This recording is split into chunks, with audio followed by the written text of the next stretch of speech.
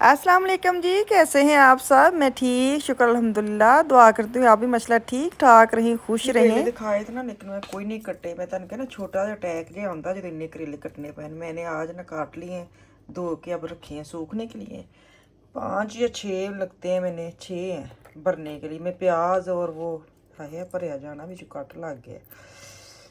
नहीं सही है। अच्छा, ये 6 करेले मैंने रखे हैं भर के बनाने के लिए। भरूंगी मैं आज प्याज टमाटर हरी मिर्च के साथ। कोई कीमा नहीं डालेंगे, कुछ नहीं डालेंगे, क्योंकि बच्चे खाते नहीं।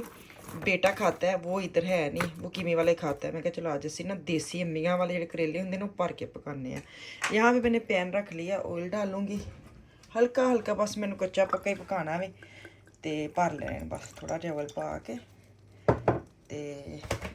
प्याज डाल देने ने सारे, टमाटर हरी मिर्चा कटनियाँ वो पानी है। बस हल्का हल्का ना नरम जे करना है, बस ना ज़्यादा मसाला नहीं बनाना है। चलें जी, प्याज मैंने डाल लिया ऑयल में। थोड़ा सा ऑयल डाला है क्योंकि इसको जब आपने करेले में भरने हैं ना, फिर वो ऑयल अगर आप ज़्यादा डाल देना, फिर वो करेले भर दिया ऑयल साइडा तो निकल निकल के सारे हाथ खराब हो जाते हैं। जितना मर्जी तुम कंट्रोल करो, इसलिए मैंने थोड़ा सा ऑयल डाला है ताकि उसके अंदर ना बस रस मिस जाए। रच मिच जाए या रस मिच जाए। नमक डाल दिया ताकि टमाटर गल गुल जाए। अच्छा, मैं 2 लफ्ज़ बोलने गल गुल जाए, खा लो पी लो, पानी पी लो, पानी शानी। मेरे बच्चे बड़े हंसते हैं, मम्मा ये क्या लैंग्वेज है कि आप हर लफ्ज़ के साथ दूसरा लफ्ज़ जोड़ते हैं। मैं क्या, मैं अपने वालों निक नेम पाए ने हर चीज़ के, तुसी समझ तो जानते हो मैं की कहनी पई हाँ, भाई एक बारी बोला तो भावें 2 बारी बोला। अच्छा जी, यहाँ पे मैंने नमक पहले डाल दिया था, हल्दी लाल मिर्च और थोड़ा सा सूखा धनिया का पाउडर डाला है। बस चम्मच हिलाते जाना तो इन्हों पकाते जाना है। कोई नहीं वेखना कि चार छफेरे होने। मैंने डाला लेमन क्योंकि इसके अंदर अगर अनार होता ना, अनार दाना, तो ज़्यादा मज़े का था। लेकिन मैं ना, मेरी अम्मी बनाती हैं, मेरी सास जो होती है ना, वो बनाती हैं दोरी डंडे में कूट के ना प्याज और हरी मिर्चें पाकिस्तान में जब हम होते थे ना, तो वो उन्होंने करेले इस तरह बनाए थे दोरी डंडी के साथ। वो इसे पकाते नहीं है। तो मैं तो दोरी डंडा कुटा तो अखा च पानी निकल निकल जाना है मेरे से, तो वो काम होता नहीं था। उनके करेले बड़े मज़ेदार बनते थे। मैंने ऐसे बना लिए क्योंकि दोरी डंडे के साथ तुम प्याज कुट्टन लागो ना, वैसे थोड़ी ਜਿਹੀ प्याज सादा तुम कटिंग करो तो अखा च पानी निकल जाता है, और तुम दोरी डंडे मतलब कुट्टो तो होर निकल आते। मैंने यही तरीका अपनाया, लेकिन वो वाले जो अम्मी बनाते हैं ना, वो बड़े मज़े के बनते हैं। अगर आपकी आंखों इतने हैं कि पानी निकले, खैर है, तो आप वो वाला करके ऐसे बेशक पकाएं ना। बस कच्चा कच्चा प्याज दोरी डंडे में कूट के वो आप करेलों में भर के फ्राई करेंगे ना, वो ज़्यादा टेस्ट देंगे। लेकिन मेरे से वो होता नहीं, मुझे लगता है बड़ा ही काम है, और मैं अकेली बंदी हूँ। मैं तो आधा घंटा अथरू ही साफ़ कर देना, नगा छड़ना तो मेरी हांडी रह जानी है। तो मैंने ऐसे हल्का हल्का पका के इसको भर ली है। और अब इसको मैं इसको धागा लपेटूँगी। लपेट पाट के मैंने ज़्यादा नहीं लिया, मैंने 6 इतना मैंने 2 फेर विच माइनस कर छड़े। मैं क्या सानू 2 जीआं नू 2 4 4 करेले बहुत ज़्यादा है, इतने क्या करने हैं, एवं पे रहने पे रहने। फिर अब मैं फ्राई ऑयल डाल दिया इसको फ्राई करने के लिए। जैन जी मैं अपना काम शुरू करनी है ना, मेरे मियाँ उठ के आ जी जाते मैं हैं, मेरा दो काम वध जाता तीन है। चार पाँच पाँच करेले रखे हैं, 2 मैंने निकाल दिए हैं। मैं क्या थोड़ा मसाला ना विच रहन देवांगी। ऑयल मैंने रख दिया ऊपर। ਮੈਨੂੰ ਲੱਗਦਾ ਤੁਸੀਂ ਵੀ ਉੱਠ ਗਏ ਹੋ। ਹਾਂਜੀ ਜਨਾਬ, ਵਾਲੇਕੁਮ ਸਲਾਮ। ਕੀ ਹਾਲ ਚਾਲ? ਠੀਕ ਠਾਕ ਹੋ? ਰਾਜ਼ੀ ਬਾਜ਼ੀ। ਕਿ ਤੋਤੇ ਭਰ ਕੇ ਪਕਾਉਂਦੇ, ਤੋਤੇ ਭਰ ਕੇ ਪਕਾਉਂਦੇ। ਹੁਣ ਤੁਸੀਂ ਇਹ ਵਾਲਾ ਖਾਣਾ ਖਾਣਾ ਹੈ ਕਿ ਚਾਹ ਪੀਣੀ ਹੈ? ਨਹੀਂ ਜਨਾਬ, ਫਿਰ ਸਿੱਧਾ ਸਿੱਧਾ ਰੋਟੀ ਖਾਣੇ ਆ ਤੇ ਮੈਂ ਕੰਮ ਤੇ ਜਾਵਾਂ। ਚਲੋ ਚਲੋ ਜੀ, ਤੁਹਾਨੂੰ ਕੱਲ ਮੈਂ ਕਿਹਾ ਸੀ ਨਾ, ਨੂੰ ਅੱਜ ਕੱਲ ਚਾਹ ਬਹੁਤ ਚੜਿਆ ਹੈ ਕੰਮ ਦਾ, ਤੇ ਦੁਆ ਕਰਿਓ ਜਾਰੀ ਸਾਰੇ ਕੰਮ ਰਵੇ। ਨਹੀਂ ਵੀ ਗਰਮ ਹੋ ਗਿਆ, ਕਿਉਂਕਿ ਇਹਨਾਂ ਮੈਂ ਧੋਤੇ ਸਨ ਕਰੇਲੇ, ਮੈਨੂੰ ਇੱਥੇ ਛਿੱਟਾ ਹੀ ਨਾ ਉੱਡਣ, ਪਾ ਕੇ ਤੇ ਕੰਮ ਨਿਬੇੜੀ। ਹਾਂਜੀ ਚਲੋ ਹੈ ਮਸਾਲਾ ਇਹਨਾਂ ਨੇ ਦੀ ਫਰਮੈਸ਼ ਤੇ ਮੈਂ ਬਣਾਏ ਨਾਰਮਲ ਕੀਮੇ ਵਾਲੇ ਅਸੀਂ ਬਣਾਉਂਦੇ ਆ। ਅੱਜ ਬਣਾਉਂਦੇ ਨੇ ਅਸੀਂ ਕੀਮਾ। ਇਹ ਕਿਹੜੇ ਨੇ? ਪਿਆਜ਼ ਕੀਮਾ ਤਾਂ ਹੈ ਹੀ ਨਹੀਂ। ਮੈਂ ਕਿਹਾ ਸ਼ਾਇਦ ਤੂੰ ਮੈਨੂੰ ਸਰਪ੍ਰਾਈਜ਼ ਦਿੱਤਾ ਹੋਵੇ। ਚਲੋ ਮੈਂ ਨਾਲ ਹੀ ਹੁਣ ਪਰਾਠੇ ਸੁੱਕੀ ਦੱਸੀ ਸੀ ਮੈਂ। ਨਹੀਂ ਸੁੱਕੀ ਪਰਾਠੇ ਕੌਣ ਖਾਂਦੇ? सही रहा से काम, शुक्र अल्लाह का काम। यहाँ पे ना उनके साथ मेरी बात होती, सुबह उठ जाना, फिर यही होता है कैसा रहा काम, क्या क्या हुआ। ये मेरे मियाँ भी मेरे बच्चों की तरह सारी रिपोर्ट उन्होंने देनी होंगी। रात ही असी उत्थे खलोते, उत्थे गड्डियाँ अग बुझाने वाली गड्डियाँ आ गई, असी टैक्सियाँ इधर उधर कीतियाँ, बाद में कुछ भी नहीं निकलता। थोड़ी सी आग होती, इतनी गाड़ियाँ लेके आ जाते हैं।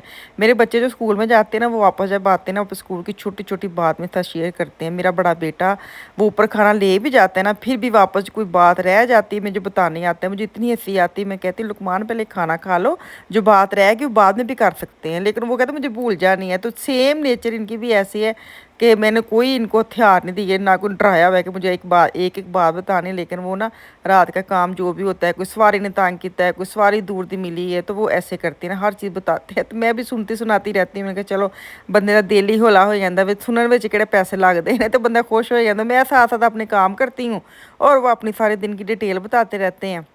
यहाँ पे खाना हो गया डन, ਅਸੀਂ ਦੋਵੇਂ जी बह गए खाना खाने। बच्चे हजे स्कूलों चो नहीं आए, मैं उनके लिए पिज़्ज़े का आटा गूंदा हुआ है, मैंने कहा इनको शाम को ना मैं पिज़्ज़ा बना दूंगी, बच्चे खुश हो जाएंगे। कल मैंने आपको दिखाया था, ये मैंने फिश उसके अंदर से निकाल के ओल के बाहर रखे ने जोड़ के। ये सलामी है, चीज़ में लेके आई थी, सॉस बनाई है, टमाटो सॉस है अंदर, नमक है, मिर्च है और ऑयल है, और साथ ही ओरिगानो है। ये मैंने डाला 1 चम्मच, ठीक है, और कुछ नहीं, क्योंकि कच्ची है।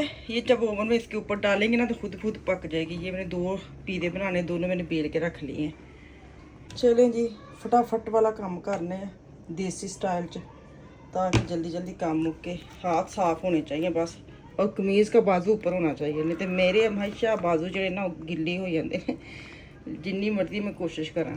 तो खैर हाथ के साथ कर सकते हैं, ब्रश के साथ कर सकते हैं, आपकी चॉइस है। मैं जल्दी जल्दी ना काम ख़त्म करना हो तो चलो हाथ के साथ काम, बरकत आती है, बरकत।